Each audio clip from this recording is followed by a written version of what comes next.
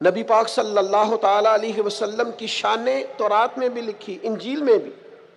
آپ دیکھیے صحیح بخاری میں یہ حدیث موجود ہے، حضرت عطا رضی اللہ تعالیٰ عنہ بیان کرتے ہیں کہ میری حضرت عمر ابن عاص رضی اللہ تعالیٰ عنہ سے ملاقات ہوئی۔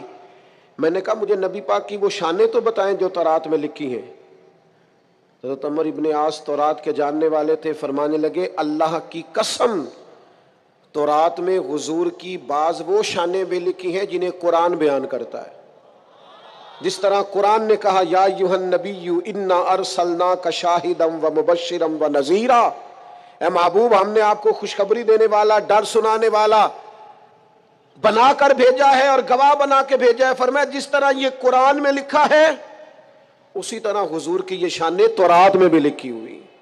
پھر حضرت عمر ابن عاص رضی اللہ تعالیٰ عنہ ارشاد فرمانے لگے حضور علیہ السلام کا نام تورات میں رسول بھی لکھا ہے اور متوکل بھی لکھا ہے۔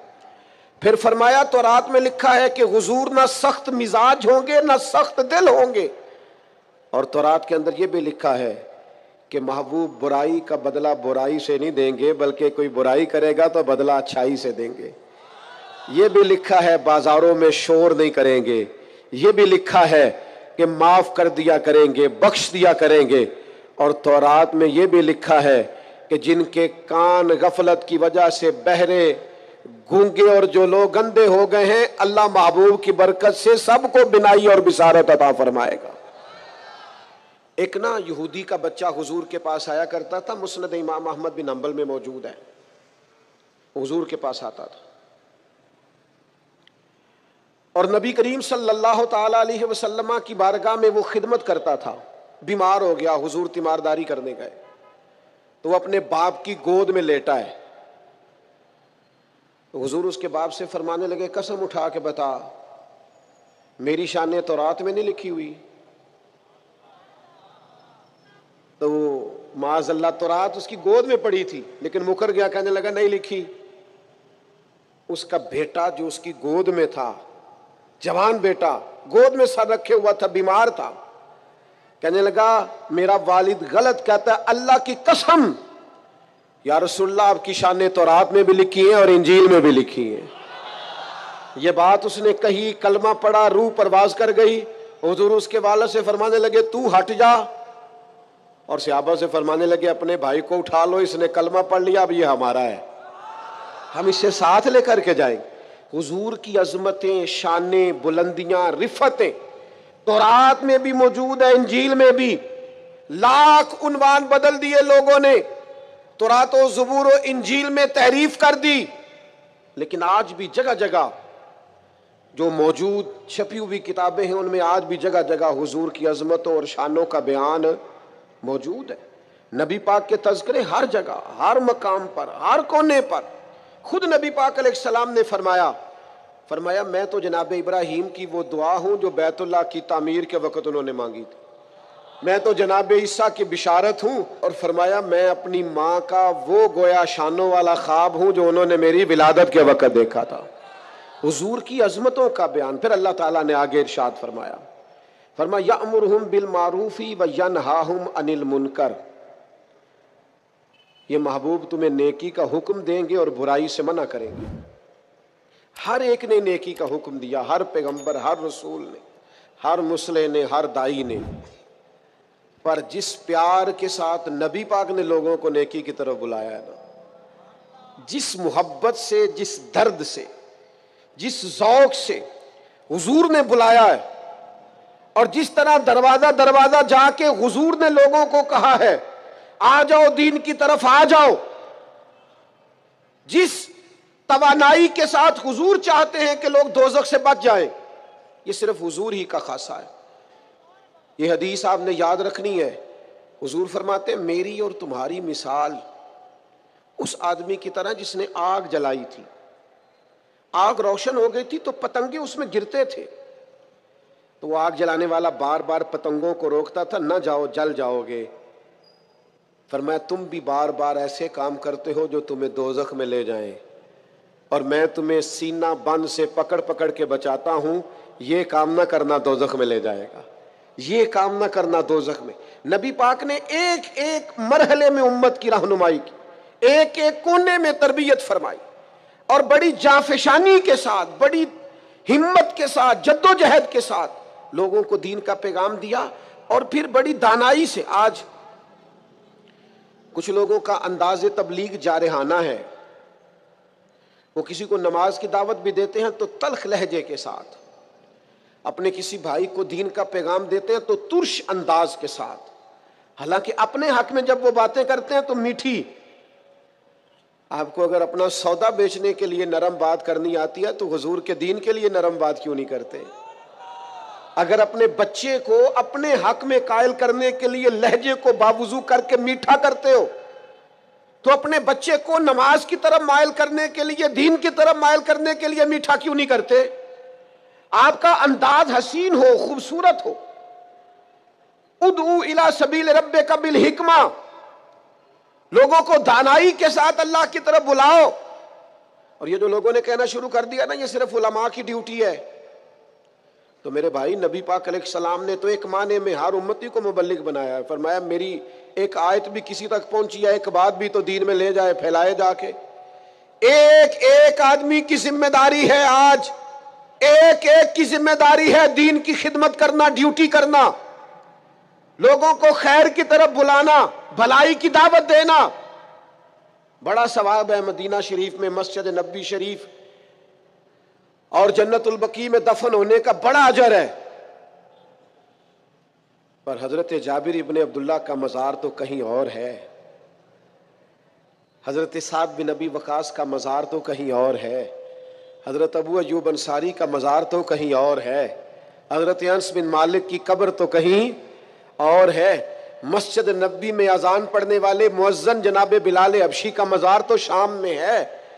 میرے دوستو وہ تو نکل گئے دنیا میں حضور کا پیغام لے کر، انہیں پتا تھا جنت البقیع میں دفن ہونے کا بڑا اجر ہے، انہیں یہ بھی پتا تھا کہ حضور کا اصل تو رضا اس میں ہے کہ دین کا پیغام دیا جائے، نکلا جائے۔ جب یہ درد لگ جاتا ہے نا زندگی میں تو پھر انسان گلی گلی گھومتا ہے دین کا پیغام لے کر، نگر نگر جاتا ہے۔ عدم سے لائی ہے ہستی میں آرزو رسول، کہاں کہاں لیے پھرتی ہے جستجو رسول۔ پھر انسان بیماریاں نہیں دیکھتا، تھکاوٹیں نہیں دیکھتا، گھر نہیں دیکھتا، پھر وہ اپنے اعلیٰ مقاصد کے لیے میدانوں میں رہتا ہے، جدوجہد کرتا ہے، کوشش کرتا ہے، ہمت کرتا ہے۔ آج امت مسلمہ کروڑوں میں ہے، کاروبار کو ٹائم دیتے ہیں، بچوں کو، دوستوں کو، صحت کو ٹائم دیتے، دین کو کیوں نہیں دیتے؟ پیغام دین اور بڑے خوبصورت انداز میں دیکھیے نا،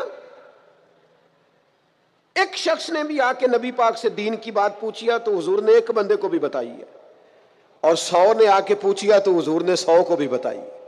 پیغام دین دانائی سے، تدبر سے۔ اور پھر آگے ارشاد فرمایا اللہ تعالیٰ نے، فرمایا جو پاک چیزیں ہیں وہ محبوب تم پر حلال کرتے ہیں، اور جو گندی چیزیں ہیں وہ محبوب تم پر حرام کرتے۔ یہ بھی یاد رکھنا، نبی پاک علیہ الصلوۃ والسلام نے فرمایا قیامت کے قریب ایک بندہ ٹیک لگا کے تکیے سے بیٹھ جائے گا اور کہے گا حلال وہی ہے جسے قرآن نے حلال کہا، اور حرام وہی ہے جسے قرآن نے حرام کہا۔ خود حضور فرماتے ہیں، فرمایا جسے اللہ کے رسول حلال کر دے وہ بھی حلال ہے، اور جسے حضور حرام کہیں وہ بھی حرام ہے۔ نبی کریم علیہ الصلوۃ والسلام کو اللہ نے شارع بنایا ہے، شارع۔ حضور اختیار رکھتے ہیں، جو چاہیں۔ ایک شخص نے آ کے کہا یا رسول اللہ 2 ہی نمازیں پڑھوں گا، اگر اجازت ہو تو کلمہ پڑھوں۔ دنیا کا کوئی مفتی، کوئی محدث، کوئی مجتہد کسی کو ایک سجدے کی بھی رخصت نہیں دے سکتا کہ چل تو ایک سجدہ کم کر لینا فرض نماز میں، ایک سجدے کی بھی چھٹی نہیں۔ اس نے کہا یا رسول اللہ میں 2 ہی پڑھوں گا، پڑھوں کلمہ؟ حضور نے فرمایا آ جا، تجھے 3 نمازوں کی چھٹی میں دیتا ہوں، تو آ جا۔ وسعتیں دی ہیں خدا نے دامن محبوب کو۔ فاضل بریلوی کہتے ہیں ایسے ہی نہیں، وسعتیں دی ہیں خدا نے دامن محبوب کو، قیامت میں ہمارے جرم کھلتے جائیں گے پر وہ چھپاتے جائیں گے۔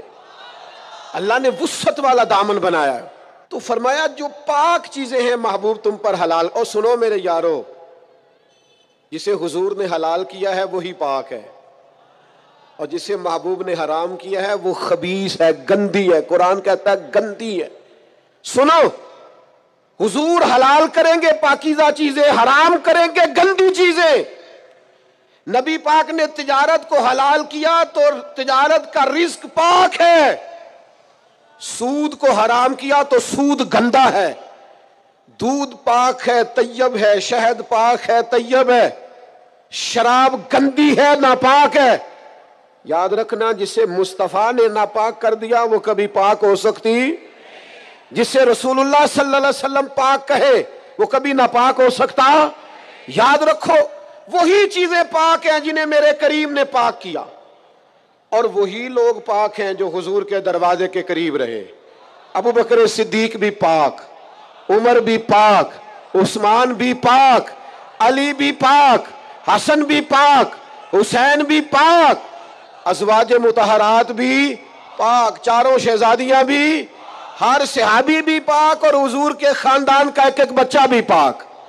میرے عزیز، حضور علیہ الصلوۃ والسلام جو چیزیں نبی پاک، آپ کوئی بھی حلال چیز کھائیں گے وہی آپ کے لیے فائدہ مند ہے۔ حرام چیز کبھی استعمال کرو گے وہ گندگی پیدا کرے۔ پھر آگے ارشاد فرمایا قرآن مجید نے، فرمایا وَيَضَعُ عَنْهُمْ إِصْرَهُمْ وَالْأَغْلَالَ الَّتِي كَانَتْ عَلَيْهِمْ، فرمایا جو ان کے اوپر بوجھ ہیں اور ان کے گلوں میں جو توق پڑے ہیں، محبوب وہ سارے توق اتار دیں گے۔ گلے میں پھندے پڑے ہوئے تھے بنی اسرائیل کے، رات کو جو گناہ کرتے تھے سویرے دروازے پہ لکھا ہوا ہوتا تھا، اور یہاں تک کہ انہیں بعض گناہوں کی معافی کے لیے، قتل کی معافی کے لیے قتل ہونا پڑتا تھا۔ دیت کی کوئی گنجائش نہیں، معافی کی کوئی گنجائش، قصاص ہی قصاص ہے صرف۔ لیکن محبوب نے سے سارے پھندے اتار دیے، فرمایا تم سے کوئی گناہ ہو گیا ہے، کبیرہ گناہ ہو گیا ہے، کمرے میں جا کے چھپ کے بھی توبہ کر لو گے تو رب معاف کر دے گا۔ تم سے حقوق العباد ضائع ہو گیا، توبہ کر لو، متعلقہ بندے سے معافی مانگ لو، اللہ بھی معاف کر دے گا۔ تم سے قتل ہو گیا، جاؤ اہل خانہ سے معافی مانگ لو، دیت دے لو، رضامند کر لو، اللہ بھی معاف کر دے گا۔ تخفیف کر دی، آسانی کر دی، حضور کی تشریف آوری نے آسانی کر دی۔ امام احمد بن حنبل رحمۃ اللہ علیہ وضو کر رہے تھے تو بچھو دیکھا گرنے لگا ہے دریا میں، تو آپ نے اسے اٹھایا بچھو کو، تو اس نے ڈنگ مارا، پھر آپ نے اس کو رکھا باہر تو وہ پھر نیچے گرنے لگا، بھیگ گیا تھا، پھر نکالا، پھر وہ گرا، 7 دفعہ نکالا، اس نے 7 ڈنگ مارے، سارا زخمی ہو گیا۔ دیکھنے والے نے کہا حضور دفعہ بھی کریں، آپ اٹھاتے ہیں وہ ڈنگ مارتا ہے۔ آپ فرمانے لگے وہ بری عادت پہ ڈٹ گیا ہے، میں اچھی عادت کیسے چھوڑ دوں؟ وہ بری عادت پہ ڈٹ گیا، ڈنگ نہیں چھوڑ رہا، تو میری عادت بچانے کی ہے، میں اچھی چھوڑ دوں؟ ہم نے یہ کیا کہ لوگوں کی بری عادتوں کو بدلنے کی بجائے ہم نے بھی اس طرح کا ہونا شروع کر دیا۔ یہ انداز ٹھیک ہے نہیں ہے، ہم اپنا رویہ نہیں بدل سکتے، کوئی کیسا بھی ہو۔ اور آپ یاد رکھیں، آپ نیکی میں استقامت اختیار کر جائیں، اللہ توفیق دے گا، کئی بندے آپ کو دیکھ کے نیکی کی طرف لوٹ آئیں گے۔ لیکن ہم زمانے کے مطابق اپنے آپ کو لے جاتے ہیں، یہ بات ٹھیک نہیں ہوتی۔ قرآن پاک نے نا اہل یہود کی ایک عادت بیان کی۔ وہ پتہ کیا کرتے تھے، ان کو 2 حکم دیے جاتے تھے نا اللہ کی طرف سے، تو جو ان کی مرضی کا ہوتا تھا اسے مان لیتے تھے، اور جو مرضی کا نہیں ہوتا تھا اسے چھوڑ دیتے تھے۔ اللہ تعالیٰ نے نا یہودیوں کی اس عادت کو قرآن پاک میں بیان کیا، فرمایا افتؤمنون ببعض الکتاب وتکفرون ببعض، تم کتاب کے بعض حصے پر ایمان لاتے ہو اور بعض سے کفر کرتے ہو۔ آج نا بدقسمتی سے، خدا ہمیں معاف کرے، معاذ اللہ، مسلمانوں میں بھی یہ عادت آ گئی ہے کہ اگر ان کی مرضی کی بات ہو تو مذہب استعمال کر لیا، اور اگر مرضی کی نہیں تو پھر انہوں نے کبھی مذہب کی بات نہیں کی۔ ہمارے اینکر فٹافٹ کہیں گے او جناب یہ بات کس کا، بھی تو اسلام حکم دیتا ہے، اسلام اس کے علاوہ بھی کئی چیزوں کا حکم دیتا ہے، آپ اس کی طرف بھی جناب تھوڑی توجہ کریں، کل دین بیان کریں۔ میں اکثر کہتا ہوں ایک بندہ حلال حرام کی تمیز نہیں کرتا، پڑوسیوں کو تنگ کرتا ہے، دوست اس سے بڑے پریشان ہیں، نماز کے وہ قریب نہیں جاتا، رشوت خوری، چور بازاری، معاذ اللہ ساری باتیں اس کے اندر پائی جاتی ہیں، لیکن اب اس نے کرنی ہے دوسری شادی، اب اسے یاد آ گیا کہ دین میں 4 شادیاں جائز ہیں، باقی اسے کبھی دین یاد نہیں آیا، اب اس کا ارادہ بنا دوسری شادی کرنے کا، اب وہ بڑی ڈٹائی سے سینہ تان کے کر او بھائی 4 شادیاں جائز ہیں دین میں، او خدا کے بندے اور بھی بڑا کچھ جائز ہے، اور بھی دین نے بڑی پابندیاں لگائی ہیں۔ افتؤمنون ببعض الکتاب وتکفرون ببعض، بعض دین کی چیزوں پر عمل کرتے ہو، بعض سے کفر کرتے ہو، یہ کیا بات ہوئی؟ ہمارے ہاں عورتیں کیا کہتی ہیں؟ وہ کہتی ہیں میں نے فلانے مولانا صاحب سے سنا ہے عورت پر ضروری نہیں ساس کو روٹی پکا کے دے، عورت پر ضروری نہیں سسر کی خدمت کرے، کہاں لکھا ہے بتائیں؟ تو میں نے کہا چلو جو لکھا ہے اس پر ہی عمل کر لو۔ یہ لکھا ہے دین میں کہ حضور نے فرمایا سوائے خدا کے کسی کو سجدہ جائز ہوتا تو میں عورت کو کہتا خامد کو کر، اتنا بڑا درجہ دیا، چلو اس کی ڈیوٹی کر لو۔ مسند امام احمد بن حنبل میں حدیث ہے، ایک خاتون نے پوچھا تھا یا رسول اللہ صلی اللہ تعالی علیہ وسلم عورت کے ذمہ مرد کا حق کیا ہے؟ تو حضور نے فرمایا اگر مرد کی ناک سے پیپ نکلے اور عورت اپنی زبان سے صاف کرے تو پھر بھی خامن کا حق ادا نہیں ہوتا۔ تو چلو بی بی سے کوئی اس پر عمل کر لے۔ اور اگر عورت کہتی ہے میں نے عمل کرنا ہے تو پھر دین نے اسے کہا وَقَرْنَ فِي بُيُوتِكُنَّ، اپنے گھروں میں ٹھہری رہو، نکلو ہی نہ، بغیر مجبوری کے گھر سے نکلو ہی نہ، تو اس پر عمل کرو۔ صرف جو تمہاری مرضی کا ہے وہ دین ہے۔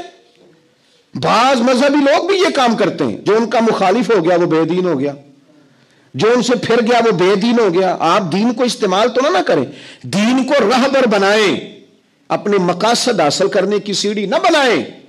اتنا ظلم نہ کریں اپنے اوپر کہ آپ نے دین کو اصول مقصد کی سیڑھی بنا لیا، دین کو آپ نے بنیاد بنا کے ذاتی قد اونچے کرنے شروع کر دیے۔ دیکھو میرے حضرت صاحب رحمت اللہ علیہ، سیدنا تاج الشریعہ رحمت اللہ علیہ کی خدمت میں نا ایک صاحب آیا کرتے تھے، پھر وہ آنا چھوڑ گئے تو کسی شخص نے کہا وہ گمراہ ہو جائے گا یہاں نہیں آتا، تو حضرت صاحب فرمانے لگے خبردار، کیوں گمراہ ہو جائے گا؟ ہم کوئی معیار ہدایت ہیں؟ دعا کرو جہاں بھی رہے اللہ اسے دین پہ قائم رکھے۔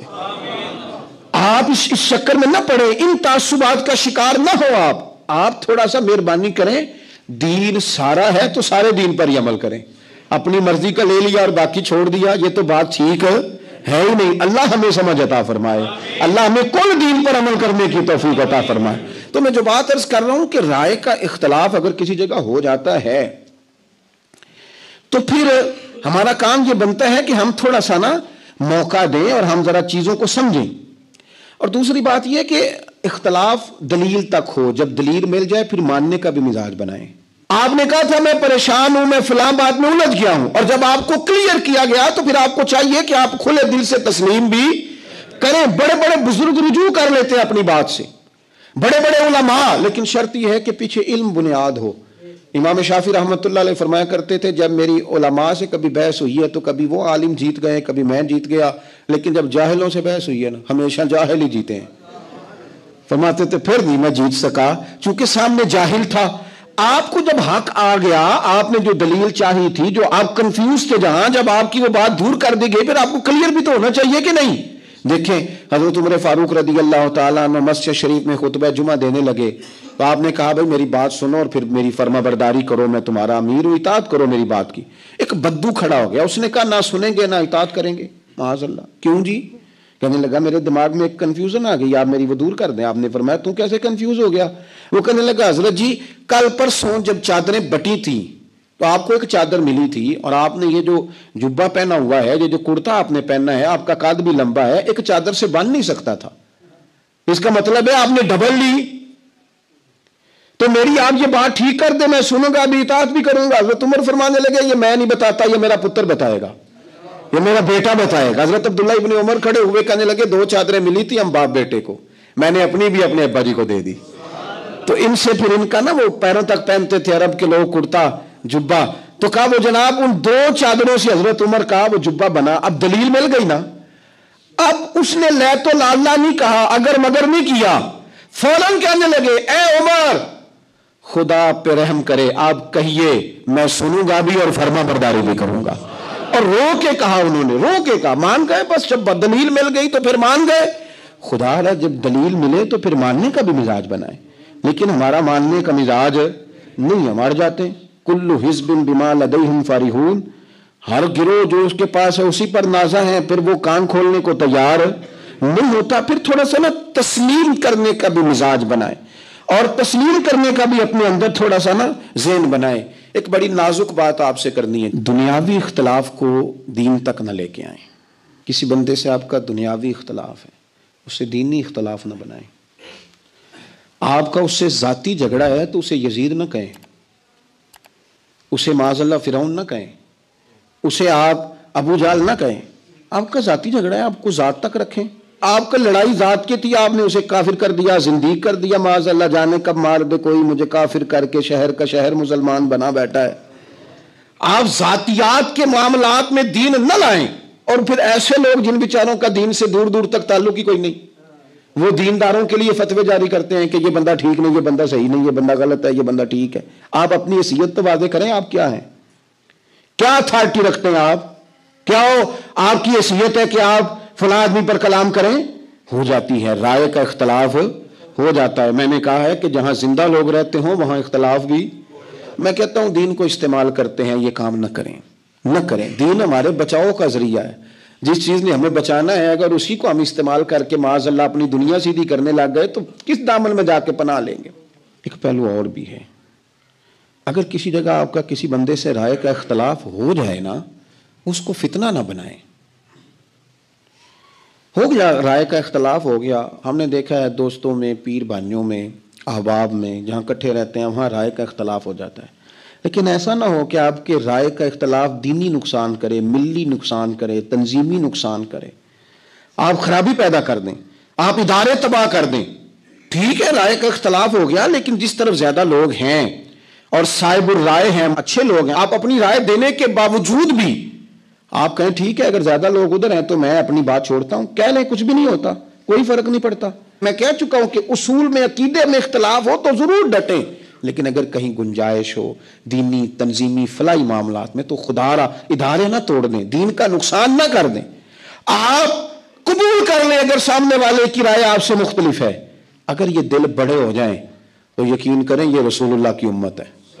بس آپ سے عرض کروں گا امت بن کے جینا سیکھیں، گروہوں میں بٹ جانا، تقسیم ہو جانا، امت بن کے جینا سیکھیں. پیار کریں. کچھ ضروری ہے کہ ساری دنیا ہمارے مطابق ہی چلے، کوئی حرج نہیں.